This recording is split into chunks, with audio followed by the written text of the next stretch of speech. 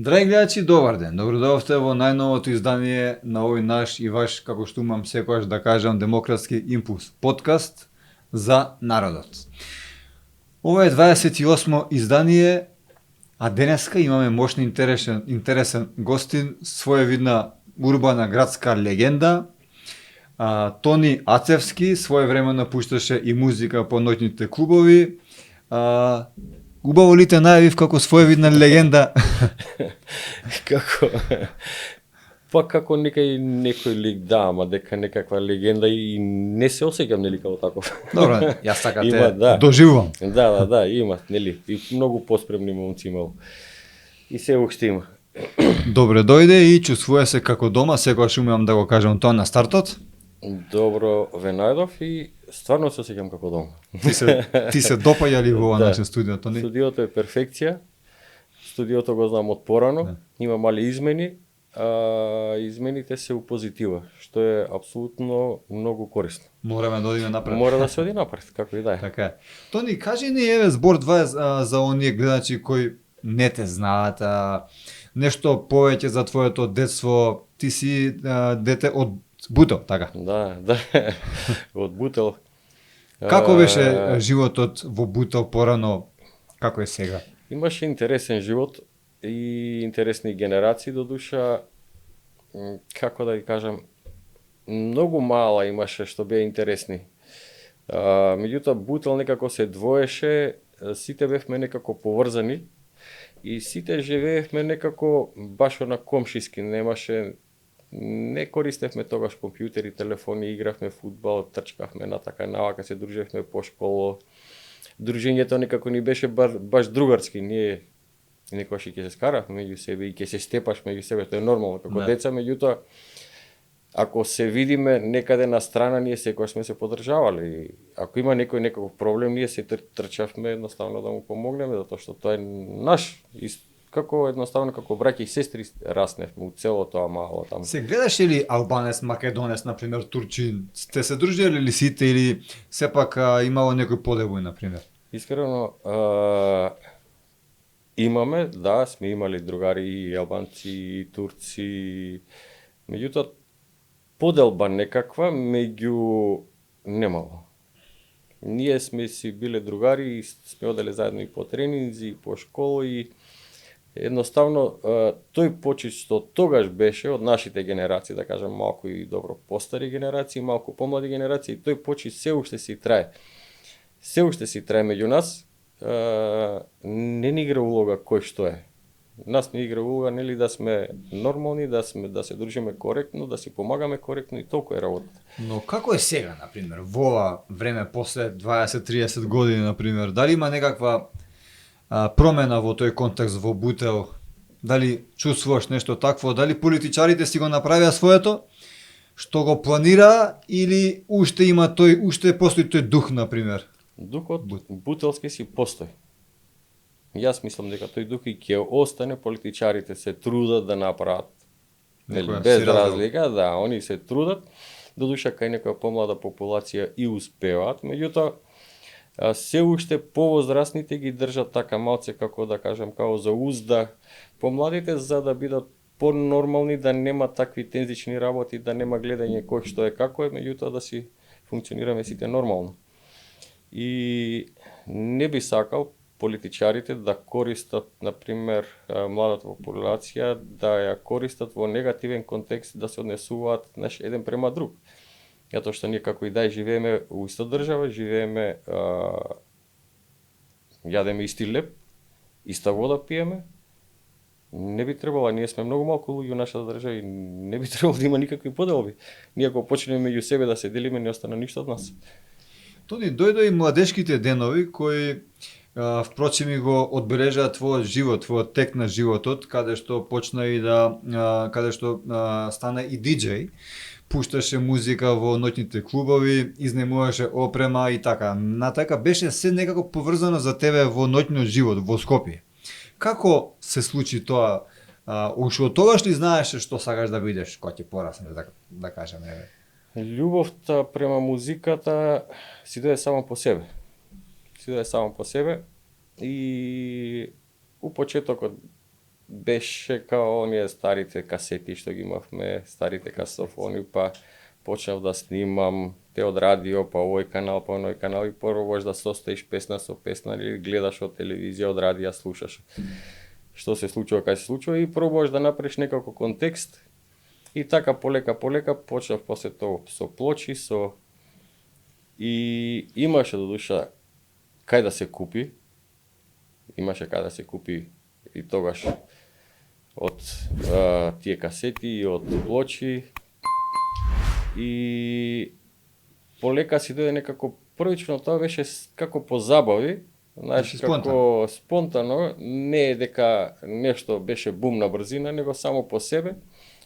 Па нели едноставно некој се двои у некоја работа и на овој моди да пушта музика, на овој моди нели фудбал да игра. Да. И сега тој што игра фудбал, ќе го форсираме него фудбалот. Нормално, не можеш да го тераш да пушта музика и обратно. И така си дојде некако само по себе, почнавме некакви дружби, нели, веќе станавме средношколци и почнавме, ајде, таму ќе правиме забава. И кој што имаше, нели, од опрема носевме, после почнав да си купувам опрема така, посериозно. Нормално, кога ќе работиш некаде, заработиш некакви пари и тие пари што ги заработав, тогаш у принцип ги трошев максимално на аудио опрема. Уште од тогаш сакаше да си најдобар опрема и така натака? Можеш да се стремиш према иднината и да бидеш најдобар. Меѓутоа, дека ќе бидеш најдобар секогаш е малку тежок збор, затоа што секогаш има некој што е над, нели, да не се преценуваме. Секогаш, ако се трудиш да одиш напред, ќе имаш, нели, напредок. Ама ако си добар и кажеш дека си добар, уствари сам се преценуваш, треба некој од страна да ти каже дека си добар, а луѓето, например, кога веќе работиш, да кажем, у дискотека или кога работиш у кафичи или у некаков ресторан, самите луѓе по нивниот однос ти ги гледаш дали ти успеваш во тоа што го работиш или не успеваш, доколку сите, нели, се растрчани, разиграни, сите се, нели, се забавуваат, тогаш е твојот успех. Меѓутоа, ти ако само пушташ музика, а они само седат, значи твојот успех не баш успех. Така е. Имаше една интересна случка, повозрастни од нас, исто у Бутел. Дечкото се женеше, требаше се жени. И вака ќе прават, онака ќе прават, он додуша малку постар од нас и не разговара многу, меѓутоа не слушал, не гледал како се правеле забави на така навака. И вика, еднаш кога дојде да поразговараме малку, што би разговарал се овој, знаеш, повозрастен, вика, сум направил нека белја, ќе ми исплеска овој на брзина, знаеш, детска работа. Како што е работата? Дојде вика, вака, јас и ти да се договориме нешто, ајде. Јас треба свадба да правам. Добро, јас викам, човекот сега свадба ќе прави, нели? Нека прави со среќа, нека му е. Добро, и што е планот? Планот е вика на свадбата ќе идеш ти да ја одработиш, ти ќе пушташ музика и си донесеш опрема, чекај, викам, сега свадба, нели, тапани, нели, армоники, зурли, оно, така си е традицијата, не. Традицијата си е во ред, ќе си ја придржуваме, си ја сакам традицијата, меѓутоа јас сакам да дојдеш ти да пушташ музика. Добро, што да пуштаме од музика? Што сакаш? Бре, како што сакаш. Одврзани раце. Да, како што сакаш. Така што сакаш, сакаш забавно, нарадно, само да не биде, нели, техно мехно, тогаш почна да излегуваат тие техно оно. Ки има повозрастни луѓе, како малку не ми смета. Види, Апсолутно не ми смета. тоа е уште еден доказ за тоа И- што те најавив Да. како своевидна легенда, значи имал потпуно доверба во тебе, знаел во твојот и квалитет. успеа свадбата, сите си беа среќни, сите си беа задоволни, само што нема инструменти нели кај да лепат пари луѓето. Тоа беше еден проблем. Ама помина се без проблем помина. Еве, ти си бил нормално долги години диџеј. Дали спомна дека нема каде да лепат пари?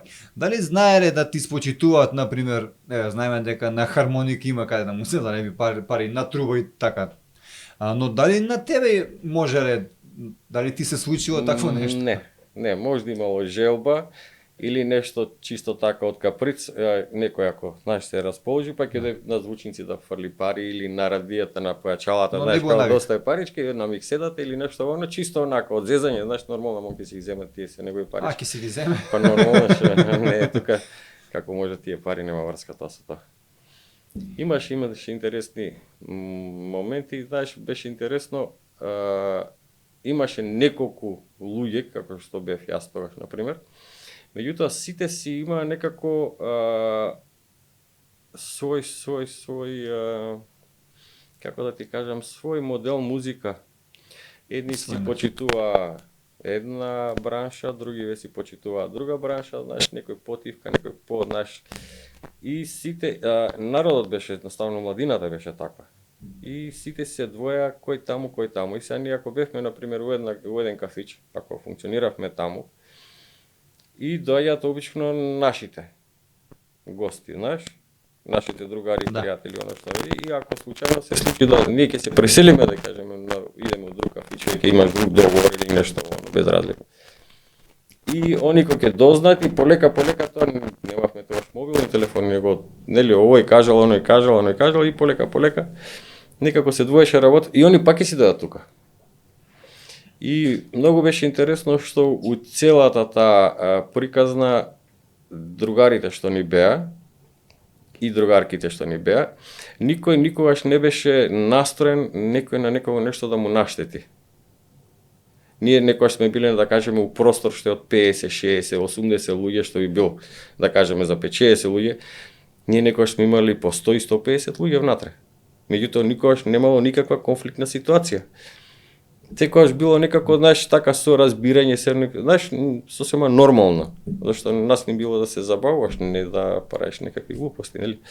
Така е. И интересно дружење имаше на времето, многу интересно дружење. По твојов говор ми надоаѓаат многу прашања и се трудам кој е прво, кој е второ. Што да изфорсираме, да. Така, еве сега ни се случи една несреќа, кочани, например, заради тоа што спомна, па ми дојде да те запрашам, ти си низ годините си имал многу настапи.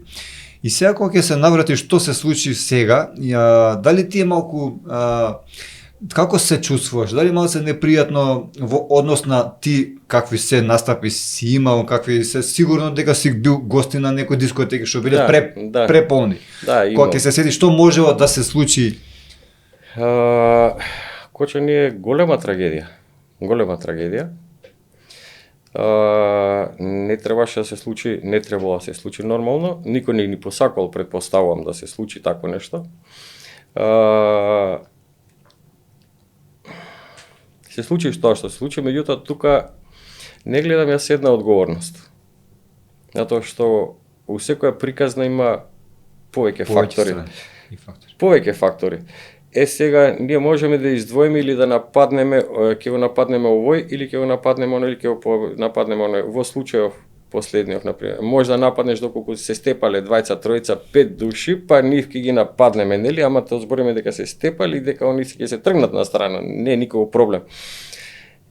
Или нешто тако, па се изнапил или не е никаков проблем. Тоа ќе се лоцира, ќе се тргне и готов. Меѓутоа овдека веќе станува до човечки живот збор.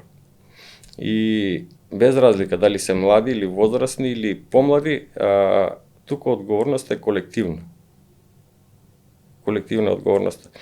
Почнувајќи од еден до друг до трет, се слушнав таму имаше некои муабети, зошто овој донел овако, зошто овој донел такво. Пример, дали тоа биле пиротехника, дали тоа не е битно апсолутно, од се може. Пиротехниката е да кажеме како го кажуваме дека е од него. Меѓутоа може да се случи и од самата инсталација, од самите светла, затоа што сите тие користат струја, сите греат, сите у еден простор, да кажеме, ако е за 100 луѓе, ти ставаш внатре 300 луѓе, температурата не е иста.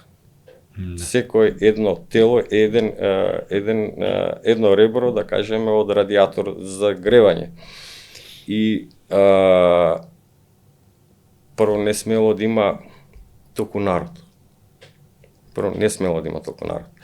На толку мал простор, ако е тоа предвидено за 50 луѓе, имаше еден период кога работев у Швајцарија на дискотека.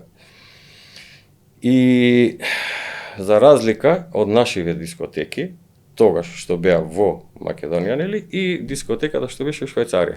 Јас кога отидов таму да работам, тој напосе викаше газдата и вика: "Ово е твојот дел, пултот, како што треба да работиш добро." Тргна завесата од позади него, наредена целата со плочи, добро, поазбучен ред плочите. Јас дури почнав да се ежам кога почнав да ги гледам професионално на миксета, професионални грамофони. Тоа беше за мене наука тогаш.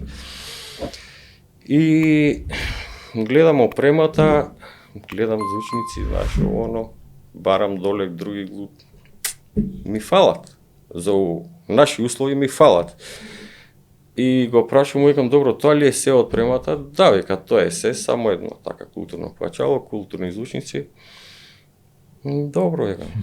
"Што треба да пуштаме, што сакаш пуштај." "Добро." Слобода повторно. "Да, нема проблем." Добро, имаше предгрупа една, пред да почнеме јас да работам, доаѓа едни бугарска екипа, тројца или четворица беа дечките, свиреа као жива музика. И сега они свира, да кажеме, саат-два, и они престануваат и продолжувам јас со овако. Значи ти треба да се сетиш каков прелаз ќе направи. Да, и треба заедно, нели, тоа со ова да го искомбинираме, луѓето што ќе дојдат тука да се осеќаат пријатно. Ја гледам силата на појачалото, ја гледам силата на звучници, мене уопште не ми се совпаѓа дека ова е дискотека. И човекот доаѓа и вика: "Да, тоа е тоа, ние мораме да имаме до толку децибели." И ние имаме внатре, да кажеме, 90 места за седење. Да. Имаме 20 на шанка. 110. Заврши приказната. Бројот на картата е 110. Толку. Нека дојдат какви сакаат. 111 нема да влезе. Тоа е тоа. 111 нема да влезе.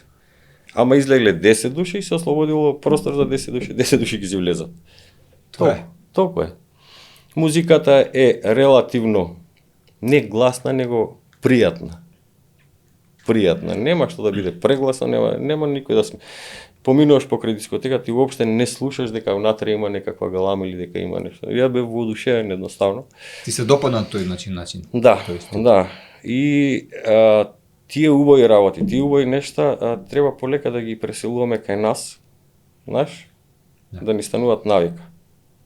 Затоа што се може да биде фактор за немил настан. Се може да биде фактор. Од човечки однос, од техника, се може да биде. И сега, ако го спомнеме уште еднаш како че не можеш да посочиш дека еден конкретно бил крив за тоа што се случило. Мислиш дека би не била добра полука Кочанин, например, дека не би се случило во иднина нешто такво заради тоа што би се внимавало повеќе или секој чура за трена како што било?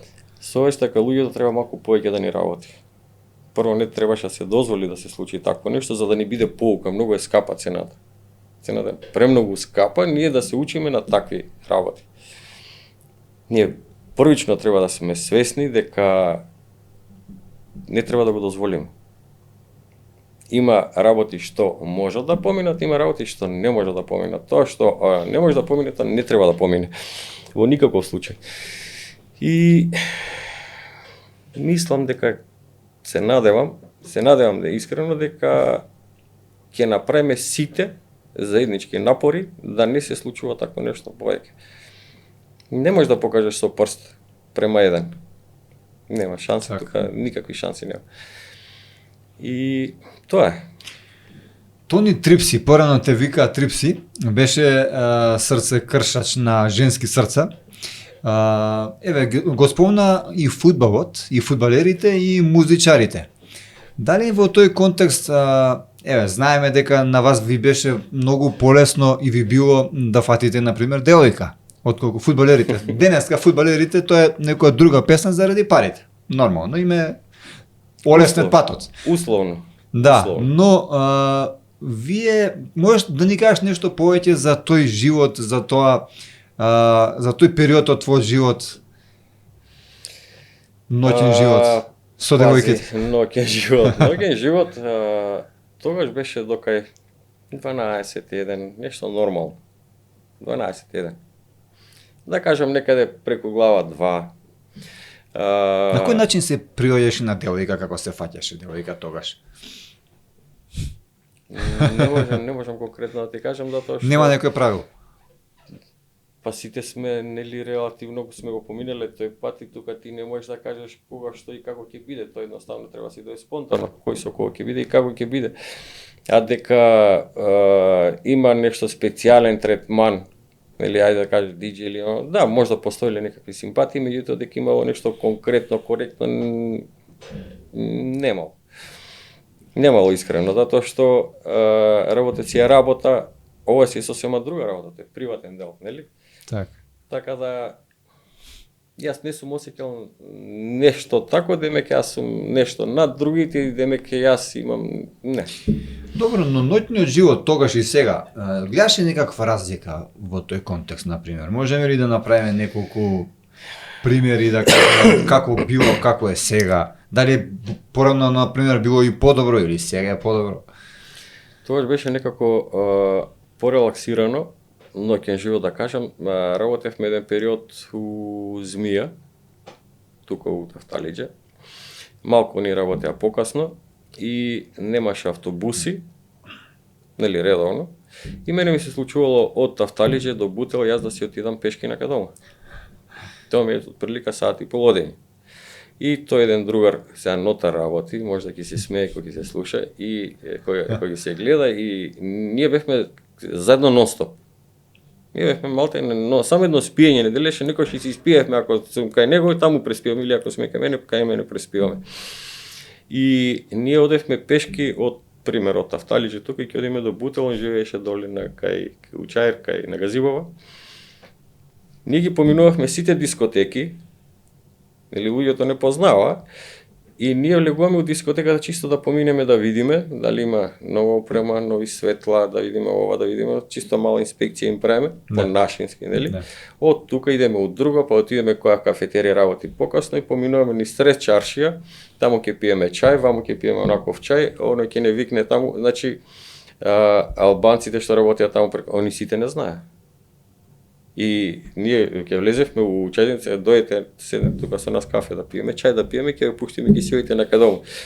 И сцени било тоа некако другарски. И ќе дојдеме до горе до, он си живееше тогаш на Газибава, ама доаѓа со мене до Чаир. И у Чаир он се враќа пак пешки назад, ја си продолжувам за Бутел. Ноќниот живот тогаш имаше, да кажам, нели нормално дискотеки, забави, оно. Имаше тогаш користеа тие дроги оно, меѓутоа се знаеше еден дел каде е нивното движење. Ова другото беше ние што бевме да кажеме што не се занимававме со наркотици. Ние си бркавме работа кај има подобра журка. Да. Некој што сака да се поднапие или нешто оно да тоа во ред. Меѓутоа сега гледам младиве некако многу другачи се дружат. Они се усостојба да седнат 4 деца, 5 деца заедно на една маса и сите да извадат телефоните и ние се дружиме. Чак што ише некојаш не ни прават мовет, него се допишуваат. И тоа трае цела вечер. Трае. И они се фокусирани само у телефоните, ти зошто излезе тука? Не ми е јасно. Има некој што сака да забава, му фаќаш место, тоди седи дома, па штрака на телефонот, нели? Да. Или игре, нема никаква убавина. Никаква убавина нема. Интернетот од една страна е добар, да, за информации, за сите тие работи, да се снајдеш, да искористиш нешто, меѓутоа да го користиш во некаков контекст позитивен, а не да седнеш ти на интернет па денеска 2-3 сати, 5 сати или па си многаш игри, па дремеш цел ден, играш игри. Значи ти прво физички сам се уништуваш, ти не си активен. Ти мозокот не го користиш за ништо, ако не го користиш, мозокот не размислуваш, не работиш, не ствараш ништо, ти не можеш да идеш напред, ти се враќаш назад. Дали може би имаш впечаток дека денешната младина, дека интернетот ја поремети денешната младина, дека нивното размислување? Многу е пореметено. и они мислат дека Не се социализирани доволно. Предпоставам поголемиот дел од нив, они мислат дека се што ќе прочитат на интернетот, се што ќе стаат, се што ќе видат нешто, се тоа вистина. И се тоа не. Апсолутно од тие работи што ги гледаме по интернетот, да, има 10, 15, 20% што се корисни. Ова другото, нели, што прават као игри, да, некој да си земе парички, ова прават за овакото, меѓутоа тебе тоа не те води напред. Тебе те води напред оној дел, кај што има технологија, кај што има стопанство, кај што има производство некакво, кај што има некако бизнис, некаде нешто да влезеш, да ги искористиш информациите што некој веќе ги поставил. Ако ти само седиш, го користиш интернетот, ти си плаќаш за тоа, ама треба да заработиш за да платиш. А ти не заработуваш. И тука младината малце подзастанува, да не кажам се враќаат назад. Кога веќе ти имаш еден живот нормален, те исчувале, нели, како нормално суштество, родителите, ти користи го тој дел за да идеш напред. А не да се враќаш назад, затоа што некој се трудеше да донесе до тоа место, до кај што си. И веќе ти, барем неговиот труд испочитувај го. Немаш потреба да одиш назад. Оди напред, поубаво е. Доказ за ова што го говориш дека е така, еден пријател... Јас мислам дека тоа така, се може да јас грешам. Јас ја потврдам твојата теза во однос на мене, заради тоа што еден пријател знаеше да каже тоа е така и поинаку не може да биде. Доказ дека тоа е така е дека во Македонија, за жал, имавме неколку жртви во однос на интернетот, дека не е се како што изгледа. Не. Они ги прават тие предизвици на TikTok и имавме и неколку жртви, како што спомнав. Каде се застрани, каде се погреши? Дали интернетот беше несомнено дека ние, родителите, не можеме против него во однос на нашите деца да ги усмериме на прав пат, или ние потврливме?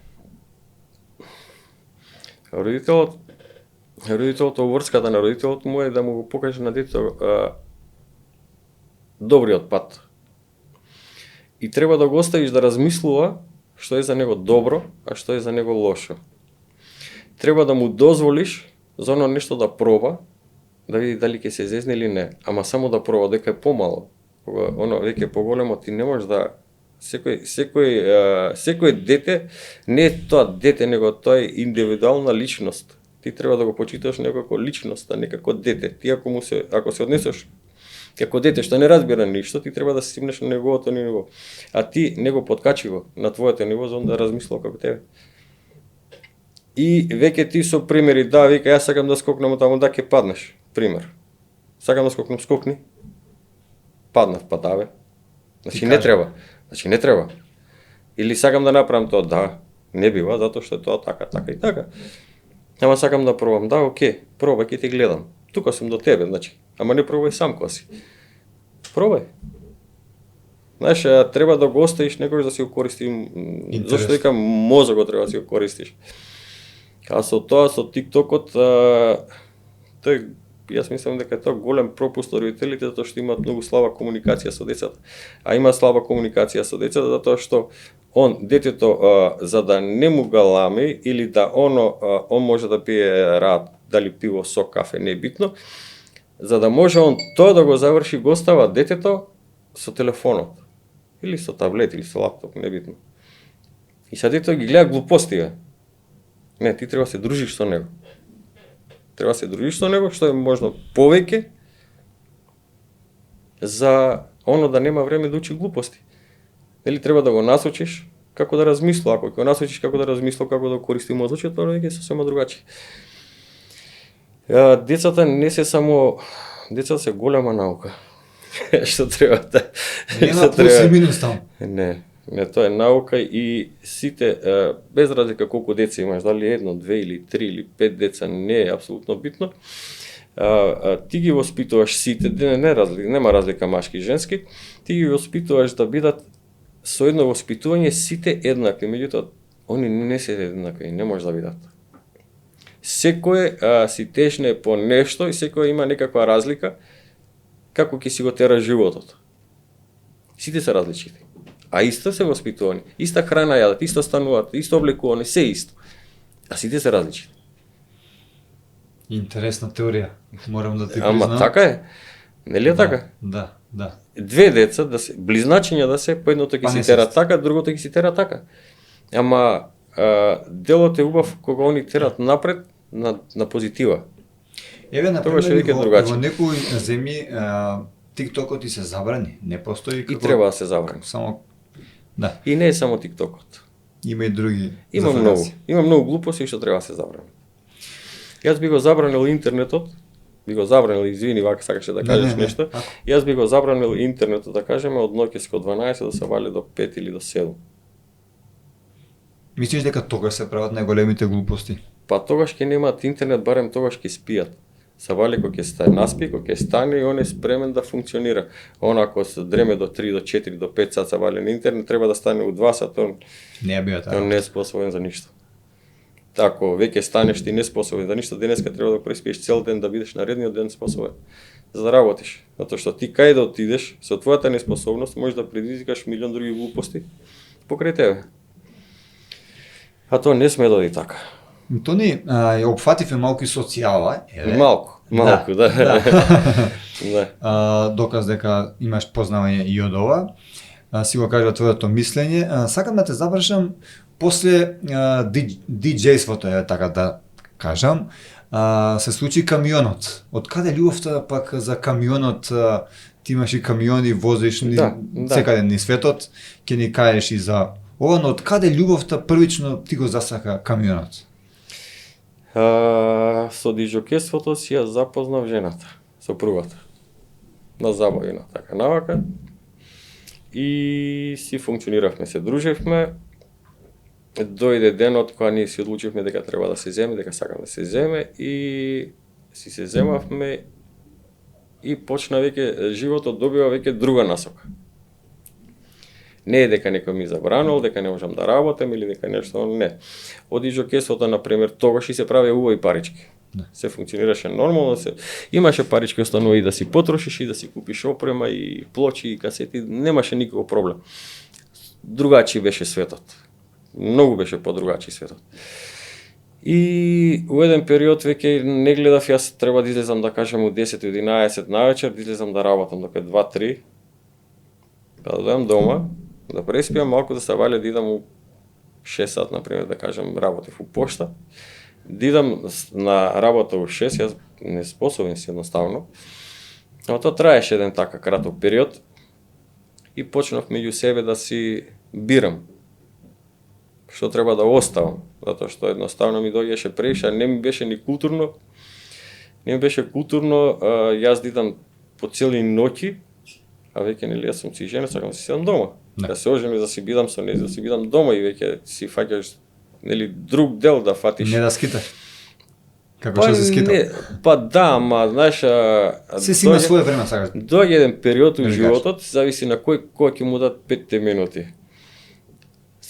Самиот организам, самото тело, самиот мозок ќе се измори, да кажем, и веќе не го сакам јас тој живот, да кажеме. Бурен. Па поеку цела ној бамбара, па ова, па тие кои глупости. И веќе тие кога ќе се оженеш или пример кога ќе се омажат девојките, да кажеме, на секој му доаѓа на различито. Некој ќе му даде 20, 21, 23 години, меѓутоа нема ни да приметиш кога треба веќе да фатиш на другиот колесек. И ако веќе влезеш на другиот колосек, ти не можеш да идеш на двата. Одиш на едниот. И едноставно толку, доста беше.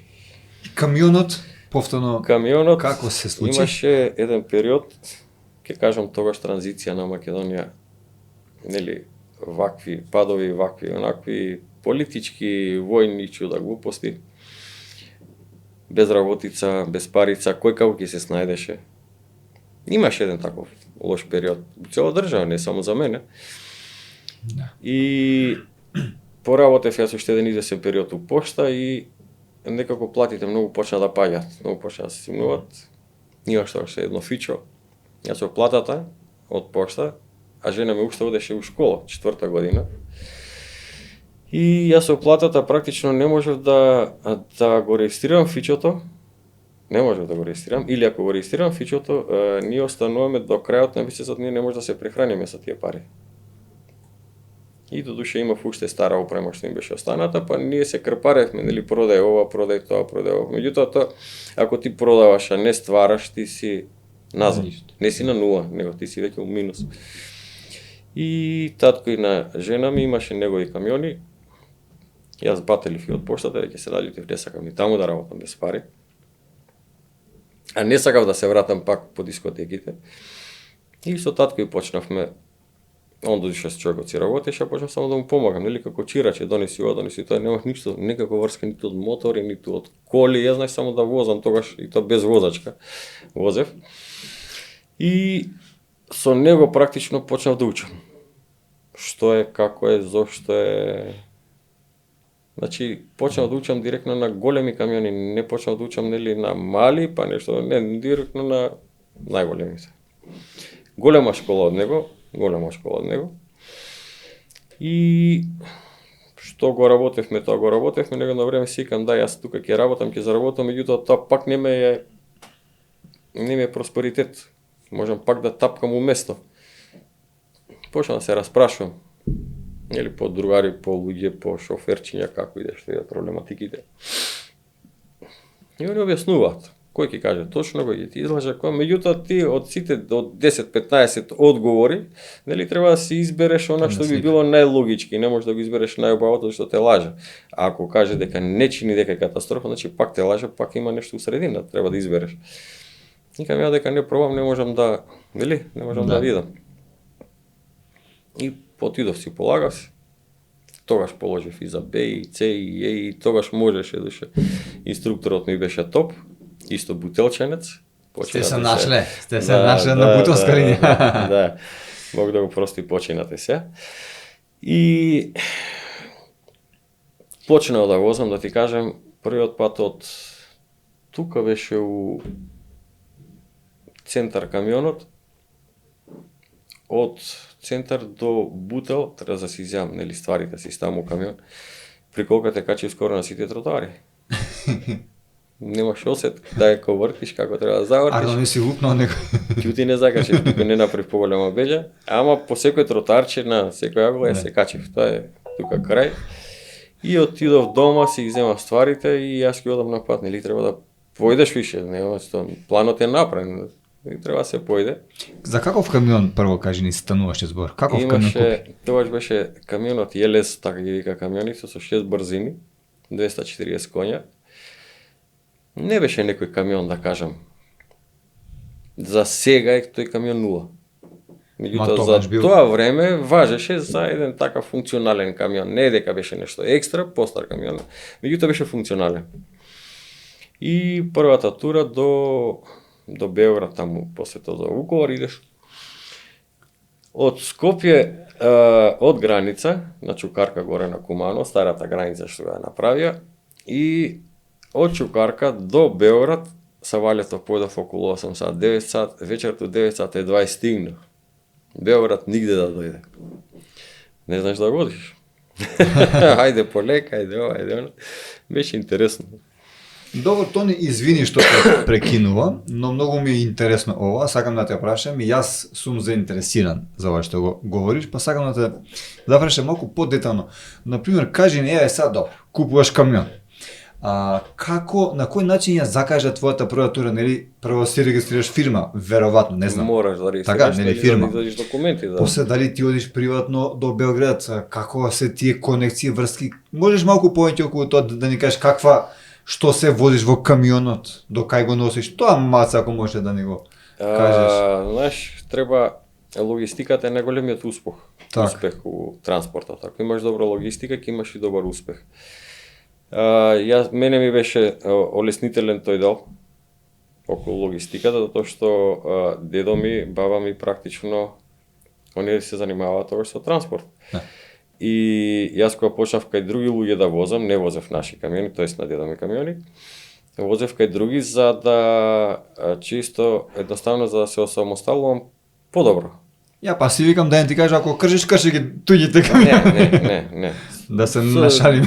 Да, ама подобро кога станува збор работа, работа и кога ќе дојде у контакт со пари, а веќе со блиски луѓе Треба некако да фамилија, фамилија си е фамилија, да, некако покоректно ми е да сме понастрана. Така. Некако сметките ни се почисти и можеме повеќе да функционираме така. И почнав ја за други фирми да возам, Еве совет еден. Да. И почнав за други фирми да возам, у почетокот, нели, собственикот што е на камионот, јас си бев само шофер, не бев собственик. Да. И они ќе ми дадат налог од таму до таму, вака треба, онака треба, добро, само ти треба да завршиш работата, да не мудруваш, да не се правиш паметен, да стигнеш на време. Да не смислиш топла вода, веќе е измислено. Така, се е измислено, ти само треба да изводиш до таму и да се вратиш од таму безбедно. Добро, не е тоа само, и Безбедно. тоа е голема работа, сега не е. Безбедно. Секоја тура си е различита. Може да отидеш 20 пати, да кажеме, до Берлин, и по истиот пат да одиш 20 пати нема да поминеш исто. Секоја тура, секој нареден пат си е приказна за себе. Може да се деси така, еднаш, два пати, истото си го поминал. Меѓутоа, не. А околу логистиката сакаш да ми кажеш дека конекциите си ги нашол сам додека си работел за туѓата компанија, мислам за некој друг, така? Работиш за другата компанија, меѓутоа, да, учиш, гледаш, купуваш информации, со тоа што кога ќе земеш после да кажеме свој камион, има еден дел ние што го пример, ајде да кажем жаргонски, што го карактеризираме, овој си работи еснавски, овој не работи еснавски. Значи јас кога си земавме тогаш наш камион да кажам, со позајмени пари, позајмена приколица, не ни битно апсолутно. Камионот старама ми беше добра поука од дедо ми, што треба да направам, како треба да го направам. Не плаќав мајстори, јас сам си го правив камионот. Малку си лежев, да, ама сам си го средов. Приколицата си изнемив од еден исто пријател ми, тоа што ја фалеше, јас пак сам си ја средов. Значи, мене тој дел ми дојде добро, дојде тоа што го научив кај дедо ми. За да можам јас сам да опстанам. Ти ако денеска купуваш делови и сам ги уградуваш, е една работа, ама ако купуваш делови, ти ако плаќаш мајстори, ако чекаш за они да го завршат, и ако не си наред, него треба да дојдам наред да почекам ден, два, три за го работат мојот камион, тој веќе се кошта. Тој веќе се кошта и малку тешко дека ќе затвориш сите дупки. И логистиката никогаш не сум практикувал. Пример, ако веќе работам со вас, како возач сум кај вас. А вие си имате своја логистика, своја конекција, свој круг луѓе. И јас, да, купувам камион, меѓутоа јас не се јавам у фирмата таму. Така. Јас немам потреба вас да ве прескокнам. Јас првен ќе се јавам кај тебе. Ако веќе ти си ми бил предпоставен, дали ќе сакаш да ми дадеш утовар и да, нели, се договараш цена, начин, такви работи.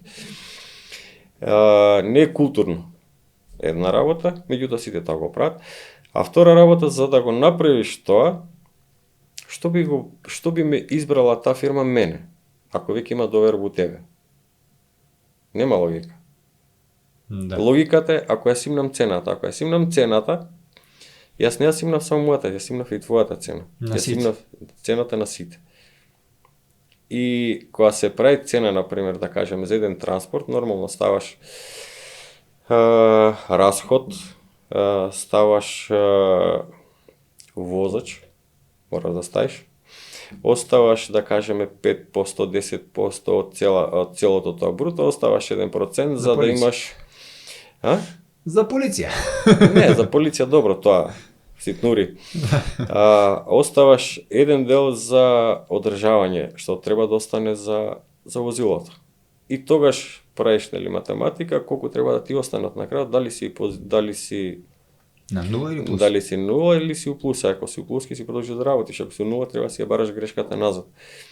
А грешката не можеш да најдеш назад, зашто тие се трошоците, твојата цена е проблем. И сега почна многу да практикуваат, симнуваат, и сега кажуваат да, не може да му плати на возачот. Ако не му платиш на возачот, камионот не може да оди.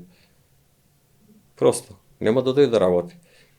Ако ти не го искалкулираш него, ти не заврши никаква работа. А ако ти се сплати повеќе да не работи камионот, нека не работи. Онда ти симнија цената, ама кој ќе вози камионот?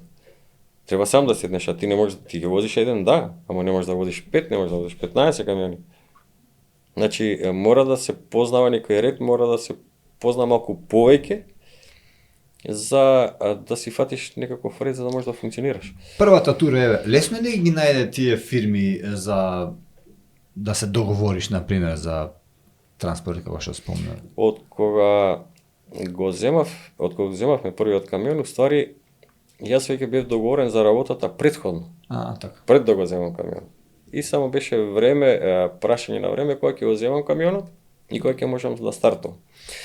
Дечкото што ме стартуваше тогаш, он практично ме стартуваше и со пари, затоа што јас немав доволно пари за да поедам на пат, ме стартуваше со нафта. Ти го отвори патот. Да, фирмата е од Охрид и ние и ден денеска функционираме, и ден денеска се дружиме, и ден денеска комуницираме, фамилиарно се дружиме, и неговите деца израснаа, си женија, се измажија, они си го зголемија паркот. Човекот си работи. На каква роба вршеше транспорт првите патеви? Што возеше? Возевме од Охрид сигурносни појаси за кола, за Лада, за Русија, за Толјати. За Русија. И таков ни беше договорот, така ни беше цените, ни беа интересни. И тогаш си бев млад, не ми сметаше ни ладното, не ми сметаше ништо, не ми сметаше стар камион, не ми сметаше ништо и така се функционираше. А сега смета? Или сега нема па такви камиони? Сега се други камионите. Старите камиони, како да ти го објаснам, стариот камион беше многу постари, многу бараше повеќе одржавање, многу бараше внимание. Меѓутоа, стариот камион и да застане некаде, ќе подзастане, значи ќе подзастане. Дали саат, 2-5 ти ќе го оправиш и ќе се решиш и ќе поедеш. Меѓутоа, денешните камиони се поудобни, се побрзи, се поекономични, у сите погледи се за разлика авиони, за разлика од старите. Меѓутоа, ти со новиот камион денеска, ако тој застане, зависи што е. Ако нешто ситно па ќе видиш, па знаеш, може да ќе чепнеш, нешто ќе се опреш. Ама сега моментот што ти не можеш да го чепкаш него. Сега е се е компјутеризирано, се е на GPS-и, се е на ова, се ти можеш едноставно гума да смениш, да вратиш и толку. Ти не можеш да му правиш на камион. Например, улје или ти улје у сервиси, затоа што ако ќе смениш улје, они пак треба да го ресетираат, пак треба да го стават у систем, пак треба, значи не можеш ти едноставно на улица земи па што сакаш. Порано да, може. Ама сега веќе тоа е веќе историја. Тоа е веќе историја, мора да се прилагодиш на сегашност. Знаеш зашто те прашам? Заради тоа што на пример има една како да кажам, има едно мислење за камионџиите кое вели дека камионџе, он ја пати со кичмата, со грбот ќе го боли или ако не го боли сега за 10 години и така натака. Сега, новите камиони што ги велиш, дали на пример се полагодни во тој аспект дека утре ден кога би остарал на пример не би имал никаков проблем со кичмата, со здравјето, не. Дали се или камион е камион? Не, они се помодерни, да, се поспремни да кажам, седиштата конкретно да збориме за него, седишта дури има сега сетишта со масажери. Тоа се да кажам, најважно е тоа. Да, ама ти како и да е, треба да ги одседиш 9 или 10 сати. Ти ги седиш, позицијата на кичмата ти е таа. И јас и патам, не сам L4, L5 паѓат. Да. Паѓат секако, како год да е они паѓат. И таа ти е позиција на седење. И Значи до седењето. До седењето. И повеќето водачи веќе имаме проблем нели со нозите, мало движење физичко. Имаат проблем со главата, главоболки, чуда глупости, тоа е рбетот веќе од позади. Таа ти е позицијата. Сакал, не сакал, ти не можеш да го смениш, не можеш да застанеш да возиш. Значи нема врска дали камионот е модерен или каков и да е, тоа е тоа. Денешниве камиони, јас гледам многу големи промени, да кажам, по дел од Европа, што почна многу жени да возат. Жени? Да. Не игра никаква улога дали е тоа царада, дали е тоа хладњаче. За разлика од старите камиони, овие новите се толку удобно направени. Пред малку спомнав, не да може да се расипе нешто, не машко да си биди джин, не можеш ништо да му направиш, дека не да е ликот со компјутерот да го опре, да го реши и да си продолжиш. Така да не игра улога дали вози машко или женско. Никаква улога не игра. Така. Кога ќе дојдеш на истор, например, или утвор, се две врати позади отвараш, може и она да отвори, може и ти. Значи, не е тоа шоферите беа шоферишта, па биле вакви, биле мрсни, биле гнасни, со стомаци, не знам што. Умре тоа, веќе нема ништо од тоа. Сакам да кажам, ти Нема ништо. изгледаш одлично, значи ти се држиш, Фала. ти си супер, не си типичен, сега, како што Да. кажа ти. Зашто порано така беа така со стомаци, со асона, ама сега веќе Тоа од вреш. недвижењето само и нормално и храната. Секогаш не можеш да јадеш нели нормална храна, него повеќето конзервирано, повеќето паштети, не знам што. И храната си го прави своето. Ама не треба да дозволиш Тоа е до нездрава храна меѓу другото. Да. Така. Да. Тони, ти, имаш дури напишано и книга, сакам да ја спомнем, мораме да ја спомнеме каде без незе. Како ти текна баш, да напишеш една книга, дури мислам дека во Македонија, па и на Балканот нема никој напишано слична книга, Камионџија, например. Ти, Да. дали се внатре твоите патешествија или како се започна? Патешествија има многу. Можеме да покажеме секако и Да, може да покажеме, повели. Овој Да. овој поклон ќе биде за тебе. Ева книгата. Живот на тркава. Да. Може да ни кажа слободно нешто повеќе. Книгата искрено јас немав никаква желба, ниту па намера да нели да напишеш книга. Така. Немаше никаков план, едноставно пак бутелската работа ќе си ја спомнам. Со комшиите, со тоа едно другарче што се дружевме многу. И он стално ме закачаше. Кај беше, што беше, зашто беше, или ќе дадам дома, ќе го донесам камионот, ќе почнам да го правам ова, ќе правам она, па мене ми фали алат, он механичар. И кај него мене ми беше отворена гаражата нон-стоп. Ако он не е дома, кличот ти е таму, оди земи, што ти треба земи и врати. Нели нормално. Ама живеевме како браќа. И јас немав додуша свој алат толку, многу не користев негов. И многу алат му искршив. Затоа што ви се многу посилно да се работеше човекот со леки коли, меѓутоа го користев за камиони и имаше такви глупости. Имаше многу такви глупости, он додуша малце ќе повика, ама не е ништо страшно. И вика, еднаш кога седевме таму кај него гаража, он ја правеше, чепкаше некоја кола на Михайловски, на глумецот. На Тони Михайловски, така. Да, чепкаше некоја кола таму и таму се запознавме и ајде ова, оно, се закачаме, нели како било, што било, некои глупости. И он му кажува на Тони, му вика, слушај, вака и вака, а он седнал гледа, вика, слушај, име, а ти да земеш, да пишуваш, вика тоа, викам сега, ја кај ќе работиш, ќе водиш, ќе трчаш, уште ќе земам да пишувам. Викам, заеби. Нема ништо од тоа. Помина месец, два, пак истата екипа, пак у истата гаража, пак истите муавети, вика, нели ти реков да земеш да почне да пишеш, ајде добро. И земав еден компјутер така со мене, викам, нека стои можда, ќе се случи, можда и нешто ќе напишам, знаеш. Не со намера дека ќе се случи нешто од тој текст. Никаква намера нема, моја намера. И почнав, знаеш, како тешок е делот да почнеш. Почетокот. Да вратиш назад својот филм и да почнеш да составаш некои така ситуации, што беше, како беше, зашто беше. И откога ќе почнеш веќе, знаеш, она дел по дел се надоврзуваат. Ова беше вако, ова беше така, ова беше таму, и кога ќе најдеш слободен простор, слободно место и место да идам натака навака или да легнам да спиеме, ќе земам, ќе пишеш. Ќе си седнам на десното седиште, ќе ставам и ќе пробам да напишам нешто. И па имаше така, може да кажем 30-40 листа така напишано. И пак у гаража се сретнуваме. И тој другарот тој манџарот вика, ти рекоа да земеш да пишуваш, да, викам, почнав нешто, штракам таму и се смеете само. Вика, кај компјутер, викам, ја иди донеси го. Ја го носам и они така отвора и почнува гледа таму.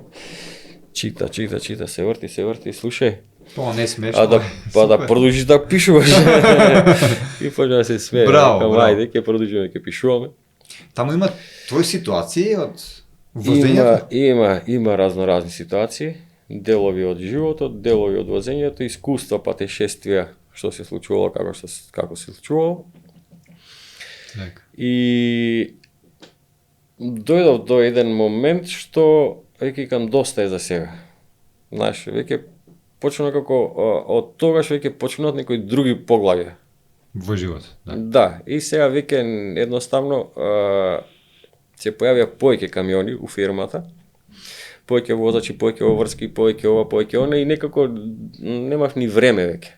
Ниту па желба, не, почнувам да пишувам и заспивам, едноставно веќе и очите ми откажуваат и се. И тоа беше како што беше.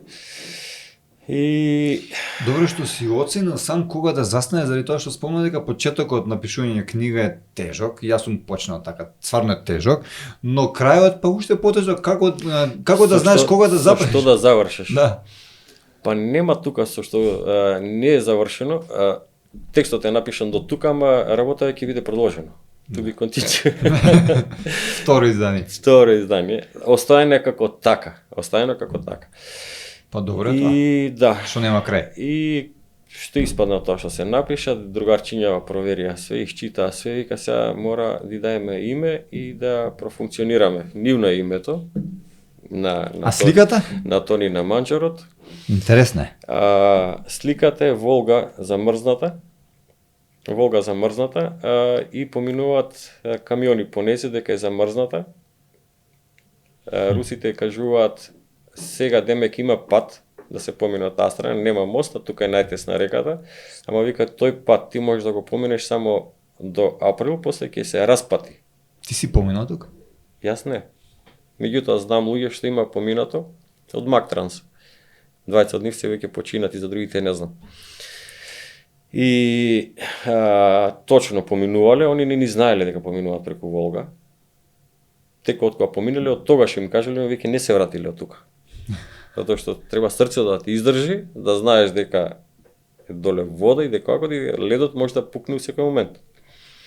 И кога дознале веќе не се вратиле од тука, него кружеле 400-500 километри од таа страна си поминат по мост па да си одат. 500 км. Да, наши македонци. Едниот од Рачево од нив.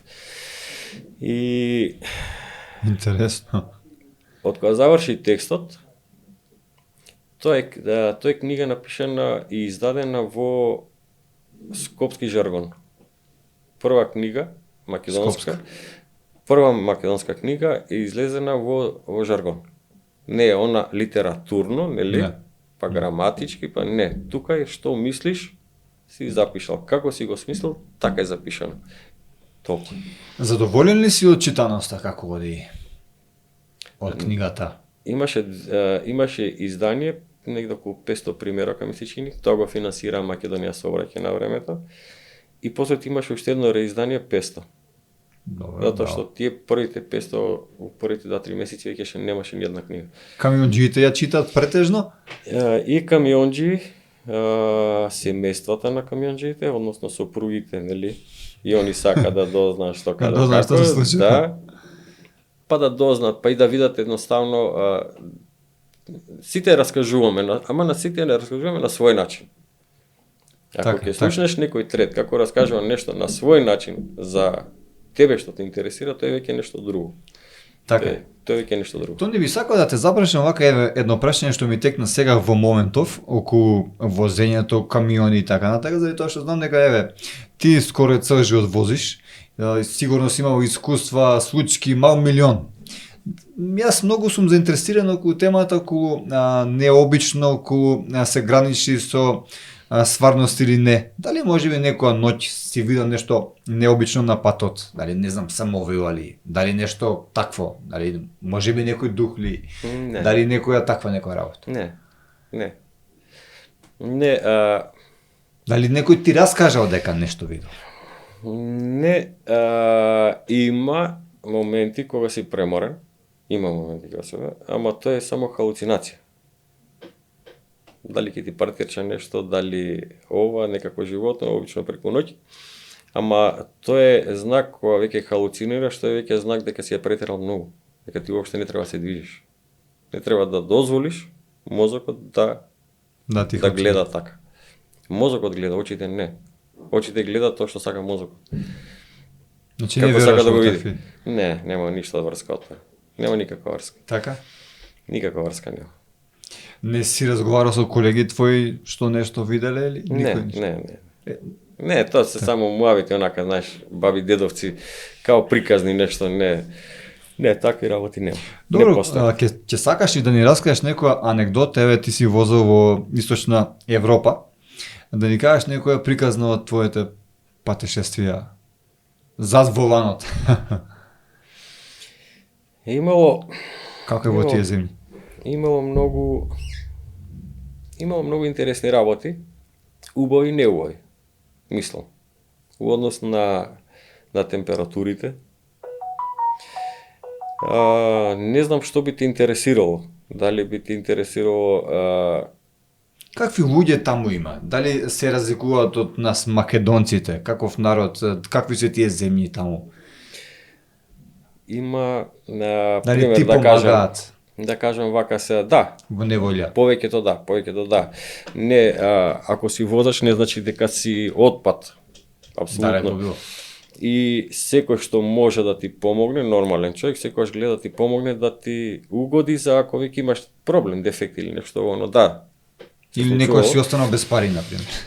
Имало и такви ситуации се случувале, пак дали тоа колеги, дали ова, дали нешто ќе правиш, нешто ќе измислиш. Имаше еден интересен момент. Имаше еден утовар, као четврток, петок беше, соработувавме со аустријски таму некои фирми, многу функциониравме со нив. И таа девојката таму што работеше, се јавува така четврток, петок, уствари пишува на телефон. Слушај, ми треба цена до таму и таму до тој град. И јас отварам случајно на телефонот картата и кажам некоја цена, ама тој град да кажеме 200 километри, отприлика 250 над Москва. И се знам обично цените колку одат, да кажеме. Требаше у Загреб да се товари, ама вика ќе доеш подхитно у Загреб, празен ќе доеш, ако треба ќе ти платим и од таму ќе товариш и конкретно само за нашава роба, 13-14 тона беше, не беше многу. Викам, добро, дај ми цена до таму. И јас се рачунам, калкулирам таму до Москва толку пари и ајде ќе кажа тие 250 километри таму, дај уште толку пари и ајде. Знаеш, како да завршиме работата. И пишувам цената и готово. И она пишува прашалници. И он шо сгрешив се. И она ми пишува за Благовещенск. Викам да. Тоа ни вика израчуне пак. Да, не утна нека ну. И шо ќе израчуна, викам, до таму. Ај, добро, викам, ај стај ти своја цена. И она чути едно време и сега на пример, да кажам, сега не е битно колку беше цената. Да. И ако си ми дал, да кажеме, цена до Москва, ако било 3.500, јас си кажам до тој Благовещенск, 200 и нешто километри, да, екам 2-300 евра, нафта, мафта, знаеш, као 3.800, а оно зова, ми враќа се, јас си викам, Дај твоја цена? твоја цена, а оно ми пишува да зова 13.000. Ја гледам, 2.300, не е Да, ја културно, сватиш. не ми е културна цената, многу малку. Да е 13.000 до таму, пак не ми е културно, е превише, викам нешто не ора, викам мора да се јавам и се јавам. Викам друго, што е работа со цената ти, шо? Ама вика, тони ти го гледаш едниот Благовещенск. А викам, колку има два? Аха, добро. А јас вика, ќе ти ја понудив цената за вториот. А кај е вториот? И она вика, отвори карта, Амурска област. На составот Амуризеја има град Благовещенск. Вика, од другата страна е хај кинескиот град. Тука вика ќе побораш. И ја отворам кога видов каде. 13 малце. 13, не. Реална цена, убава цена и ми вика јас дадов цената, мојава цена вика им ја дадов на нив и ми кажав дека ќе поставам камион у понеделник. Па Па викам понеделник, денеска четврток или петок, не знам што беше, таман викендот колку да ставам ствари да стигнам до Загреб, до понеделник да товарам. Викам, ајде, добро. Знаеш,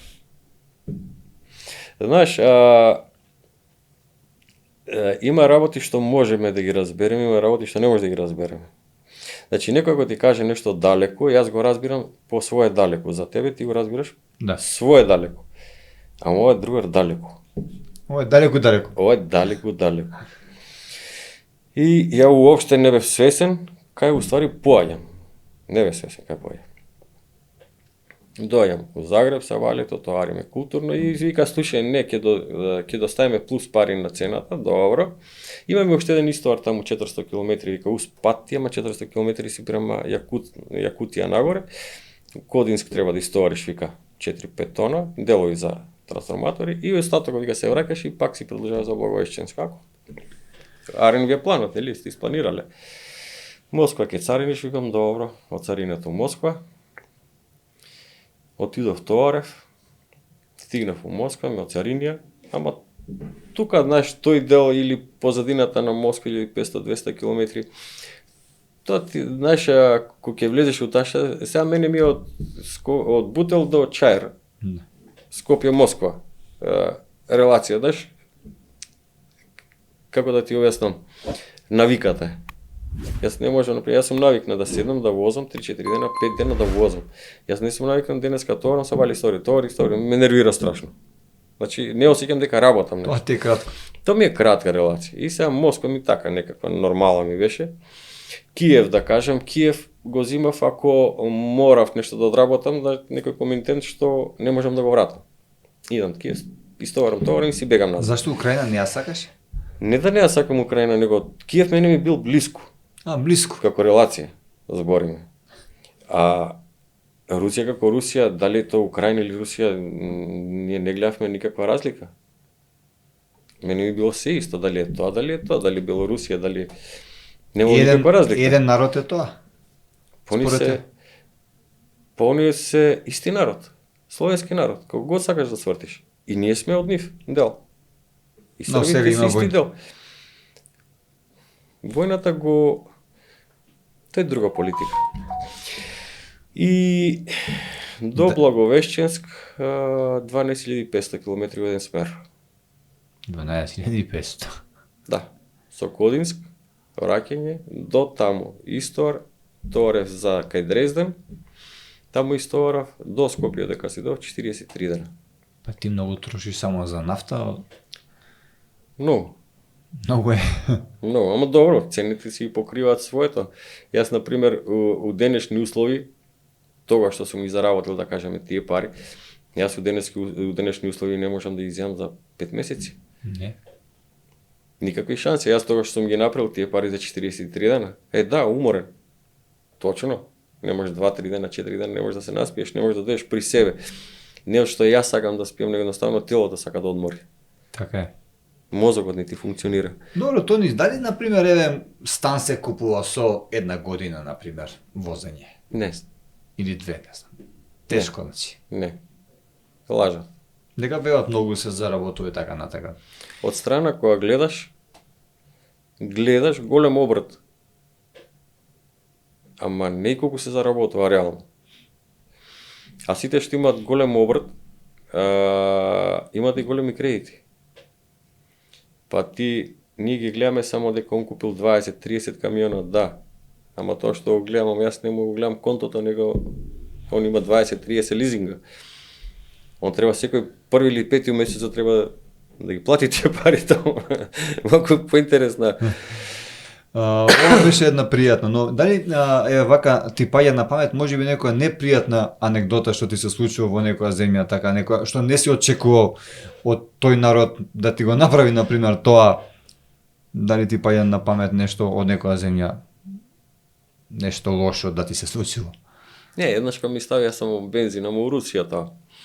Место да ми стават нафта, јас си платив нафта на бензинска, а они ми ставија бензин. Затоа што бензинот, 76-ката беше многу поевтин од нафтата. И они за да си заработат на тоа, имаше тука многу голема проблематика после тоа. имаше многу голема проблематика после тоа и моменталната ситуација беше среќа што застанав на една пумпа, друга тука. Друг бил планот, требало да изгасне камионот, па требало да дојдат да го плячкаат камионот. И тој од пумпата вика, јас сум стар, ама седи брат тука со мене, ќе ти кажам. Добро. И ка обично ги наоѓаат камионите празни, вика, нема шофери, нема роба, нема ништо, вика, седи тука со мене. И си одседев јас таму на пумпата. Утредента веќе испрлив тој бензин. Ама филтери менував се. Која покри штета? Едноставно, а? Штетата ја покри или они? Нема која ти ја покри. Сам ти се покриеш. Ти сврлиш тој бензин, ќе си ставиш нафта и додека си дојдов до Скопје, веќе бош пумпата дизните веќе беа отидени. Ај.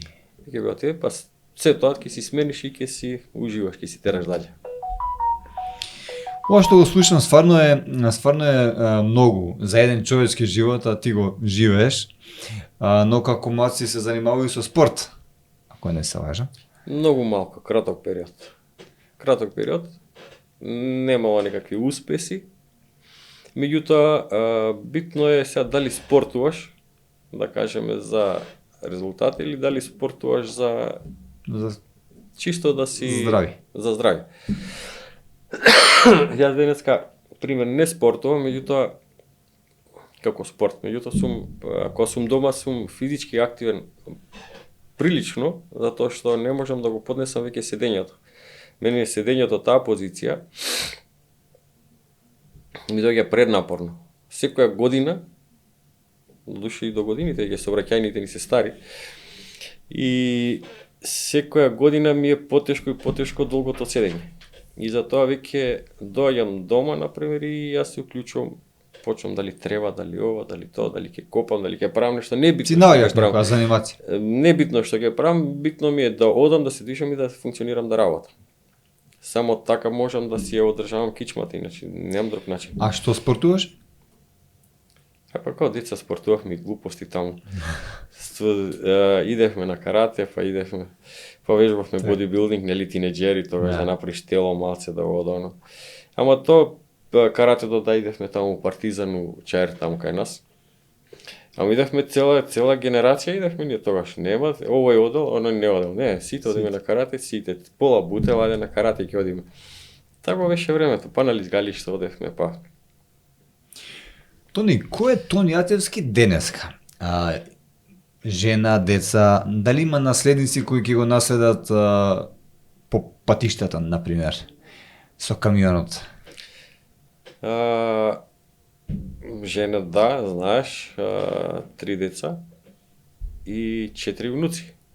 Да се живи здрави. Фала да си да живееш. 4 внуци. Синот возеше. Пази, јас му наметнував за да почне да вози и додуша он заврши факултет. Дипломираше, а јас некако настојував и успеав до некаде, он да положи, да си земе сертификат, да земе сите тие други глупости, да почне да вози и да функционираме. Меѓутоа, не само он, него и гледам јас и другите млади, ева возраст што почнуваш што работат, нема нерви, нас не се случувало некојаш по 3 дена и по 5 дена и по 7 дена да стоиме на граница. И ти за тие 3, 5, 7 дена наоѓаш разни глупости по камионот, наоѓаш ова, наоѓаш како да го поминеш времето за да не се нервираш. А младите веќе не може да го поднесат. Да, ќе застане 2-3 сати, 5 сати, веќе они се нервозни, он веќе не може да седи. Што и го разбирам дека не може да седи од една страна. Од друга страна, се ожени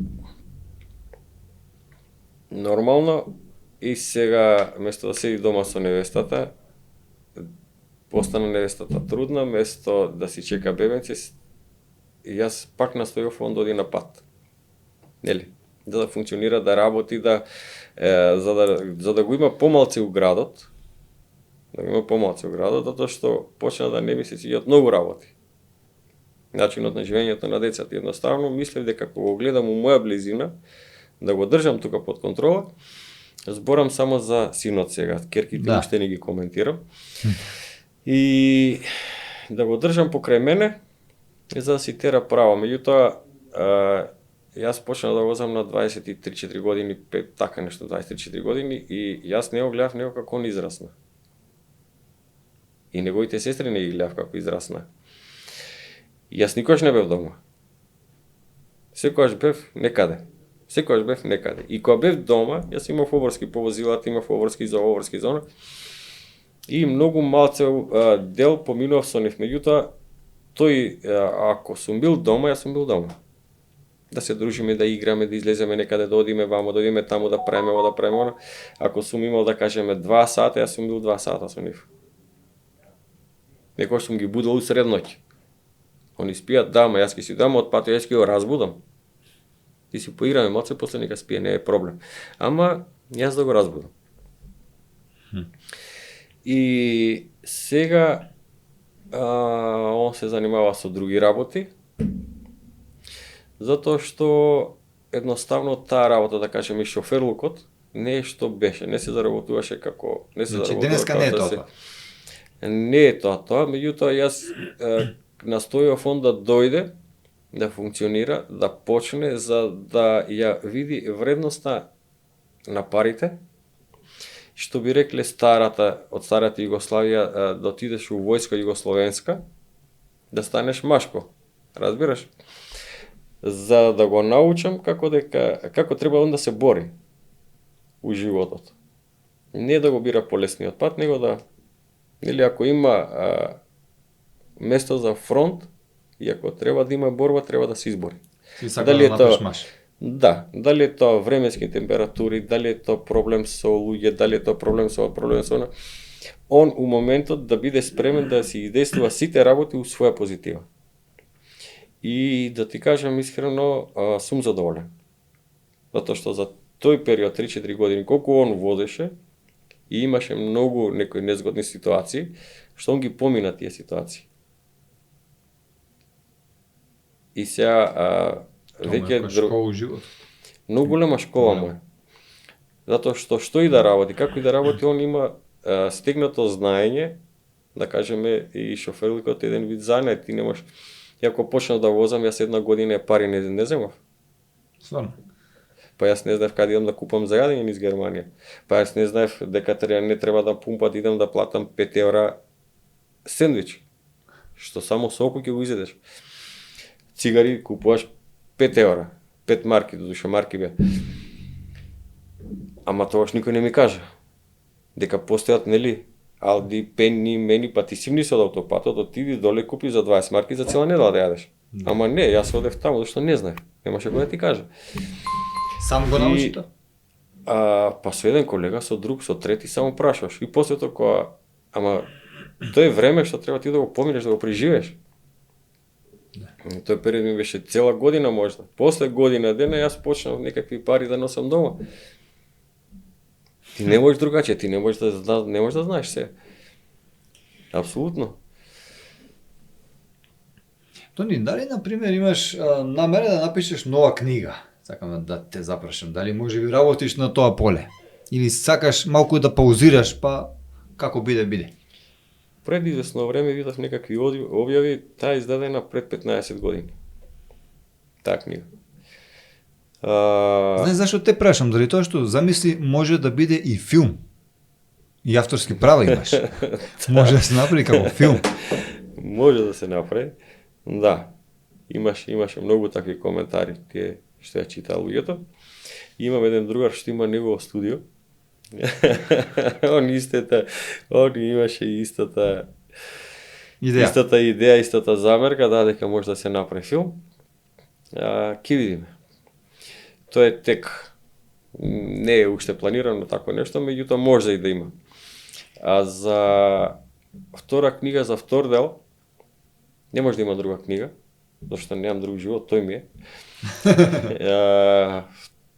Вториот дел може да се случи, меѓутоа ќе треба да помине уште малку време за да можам јас да си најдам пак време, простор, за да можеш да се сконцентрираш и да почнеш да допишуваш делови што ќе останат. Знам дека ти си авантурист. Дали може, например, да се смири еден авантуристички дух кој е навикнат на волан, самотија, пат. Дали постои такво нешто? Дали со текот на годините си посмирен, си малце смирен или се е исто, само годините се бројка, например? Годините се фактор, не само бројки. Многу голем фактор се тоа што пред известни, да кажам, 10 години, тоа што може сега веќе историја. Пази, предизвик у смисол на возење, на предизвик у смисол на да се избориш за нешто у некакви ситуации, тоа ќе остане. Тоа не може тоа е природно и тоа ти не можеш да го тргнеш, да го сокриеш, да го не можеш.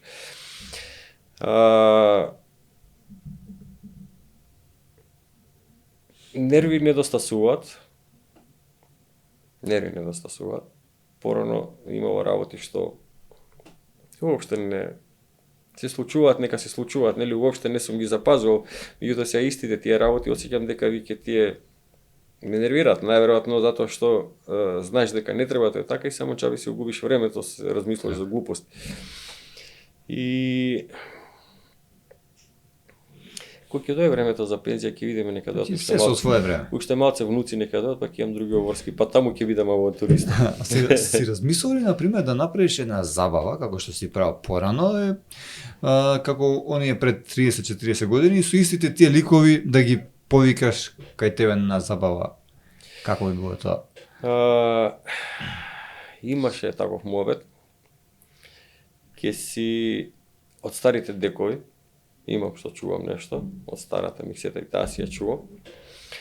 И ке си направам таков материјал, како у нашето време што беше, и сакам да биде тоа така. Ке направиме таква забава една.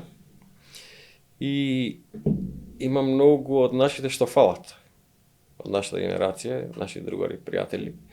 Има многу што фалат, а овие што сме се уште живи и здрави, се надевам дека еден ден ќе се собереме и ќе се собереме со деца, со внуци, да се видиме до кај сме, што сме.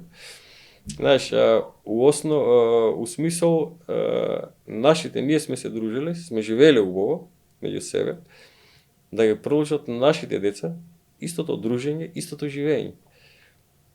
Затоа што никој од од другарите не сме имали некакви негативи, нешто да, знаеш, се ни било никако на помош да се дружиме едноставно. Значи има простор за такво нешто, за идеала. Има. Види, Демократски импулс е името нормално на овој подкаст, е обичен подкаст за обичните луѓе, за меѓу другото за сите оние кои газиме нормално по оваа земја, што би кажал јас, значи приземно, што не летаме во облаци, а има и такви. Има и такви. Во тој контекст нормално дека ми беше чест што те повикав и тебе, и што ти прифати. Дали например ти си размислувал да направиш некој подкаст, твојот живот е книга и филм. Некој подкаст, например, боемски, што би се викал како твојата книга Животна тркава. Интересно ми било. Камионџиски муавети нешто. Па не знам. Не сум размислувал на таква тема, не знам. Можда. Можно е, значи. Може, зашто да не. Да. Има многу искуства. Сите имаме нешто да кажеме. Знаеш, сите си имат, да, камионот е еден пример, еден начин за работка,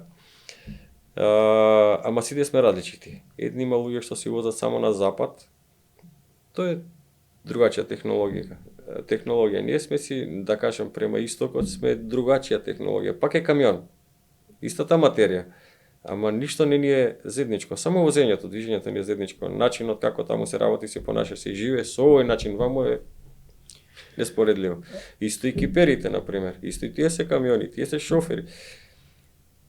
Исто и овие што се со комбини, и тие се шофери, и тие се теретни. Меѓутоа, тие сите 4 групи, например, или 5 или 6, сите сме различити, а сите сме една иста. Тоа е многу интересна работа. Затоа што неговиот начин на работа и на живење е сосема друг со мојот. Сосема друг. Ништо не е споредливо. Не можеш да споредиш. Интересно го спои се во ова, го кажа како една дефиниција своевидна. Да. Добро, во која земја, например, ти би живеел, освен Македонија, која земја ти се допаднала најмногу во таа што се посетил нормално? Култура, луѓе, гостопримливост, не знам. Гостопримливост, како гостопримливост. Систем, средена. Гостопримливост може да биде Македонија и Србија. Србија. Гостопримливост. Култура на дружење, култура на почитување, Словачка, Украина, Русија, Белорусија, Казахстан. Не почитуваат. Си возел во Казахстан? Па Казахстан, Киргизстан до афганистанска граница. Тие се што не почитуваат. Мислам, како да ти кажам, од срце што не почитуваат. Другиот дел што е, да кажем, Европа, они не почитуваат како овие другите. Они живеат, да кажем, полагоден живот, поголеми удобствија. Меѓутоа, ние сме духовно многу подалеку со нив. Него се овој дел ваму. Многу сме подалеку. Затоа што они си имаат свој начин, они си... Сакаш да ми кажеш, поладни луѓе се... Многу поладни. Многу поладни луѓе и со нив не можеш ти да функционираш, не можеш да правиш кара, не можеш да се дружиш, не можеш... Он да, у моментот доја 2-3 реда муабет, ајде пиво 2 и си одиме да... Нема, знаеш, нема убавина. Спомна Казахстан и нормално дека тука застанав и те препрашав заради тоа што знаеш дека јас сум соколар. Во Казахстан не знам дали си имал прилика да видиш таму соколарството има и национален спорт и со орли ловат на коњи. Тоа е таму преживуваат заради орларството. Не знам дали си имал прилика во тие. Тој Казахстан, Киргизстан го има истото. Киргизстан го има истото, Монголија го има истото. Монголија, да. Со тоа што, пример, конкретно да кажам за орелот или за соколот, како птици, не сум обрнал никакво внимание. Не сум обрнал внимание. Меѓутоа, јас сум ги гледал, да, дека функционира, сум гледал на телевизија, дека функционира, дека ги има, дека постојат.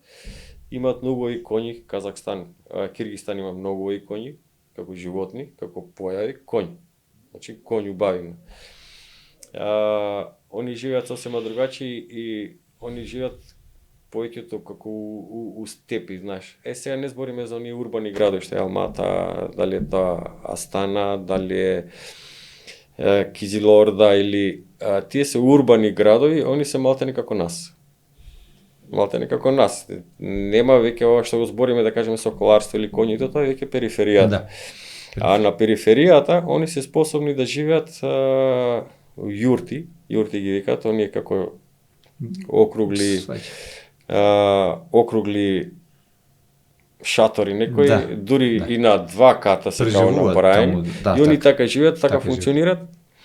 Од волци срни со орли, така. Да. Зависи кој човек како е навикне, така може да живее. Ние сме урбани. Тоа е убаво да живееш така и здраво. Меѓутоа, ние сме урбани луѓе, јас можам да отидам таму и ти можеш да отидеш таму. На ден, 2, 3. Ден, 2 и една недела, например, 1 месец, ама веќе после тој месец мене ми фали ова лудило. Разбираш, јас мора да се вратам ова лудилото, јас да се осеќам нормално.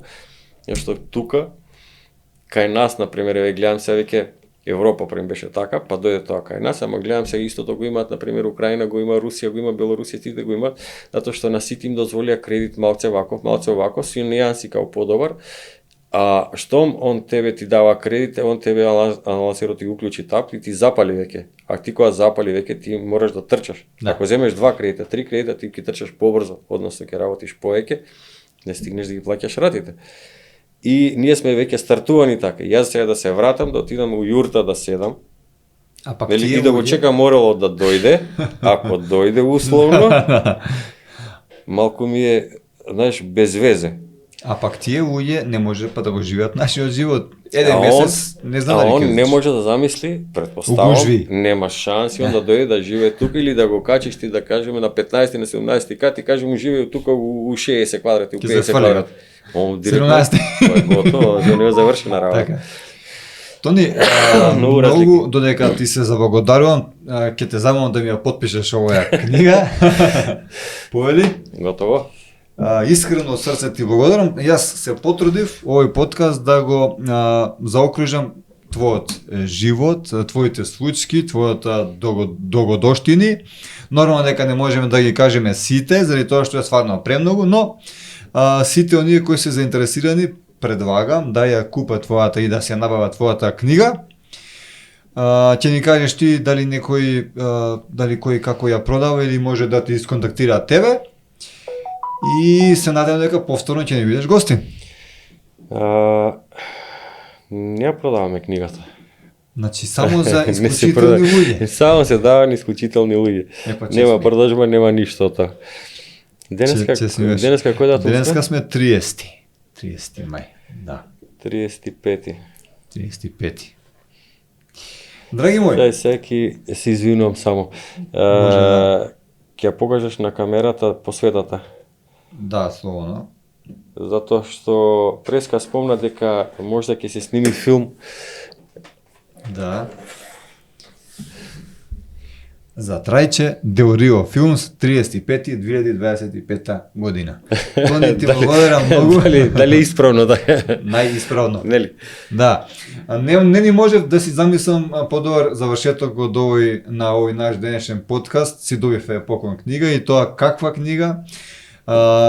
Вас, драги мои, ви предлагам, доколку ви се допадна овој подкаст, да стиснете лајк и да го споделите како ви допро до што поголема маса на луѓе. Секој добро, се гледаме нареден подкаст.